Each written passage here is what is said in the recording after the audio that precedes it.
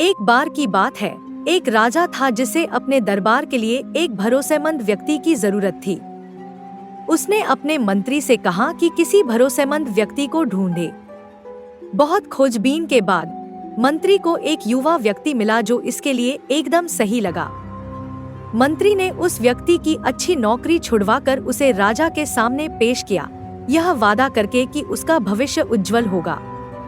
अब जब मंत्री ने उस युवा को राजा के सामने पेश किया तो राजा अपनी बात पूरी तरह भूल चुके थे। उन्होंने उसे एक मामूली चपरासी की नौकरी देने का प्रस्ताव रखा, जिसकी तनख्वाह सिर्फ 15 रुपए थी।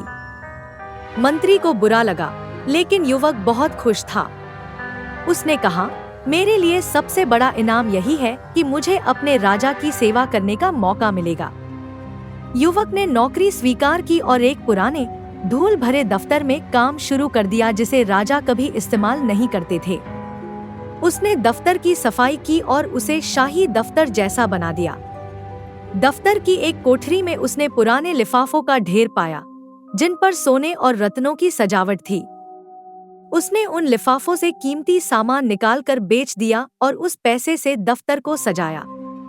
उसने फर्नीचर और पेंटिंग्स खरीदी और बाकी बचे पैसे खजाने में जमा कर दिए। सभी रसीदें संभाल कर रखीं। जब कुछ जलनखोर लोगों ने राजा से शिकायत की कि वह पैसे बर्बाद कर रहा है, तो राजा ने खुद दफ्तर जाकर देखा। राजा दफ्तर की हालत देखकर दंग रह गए।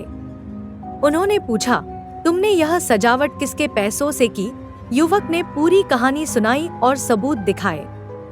राजा उसकी ईमानदारी और बुद्धिमानी से प्रभावित होकर उसे वित्त मंत्री बना दिया।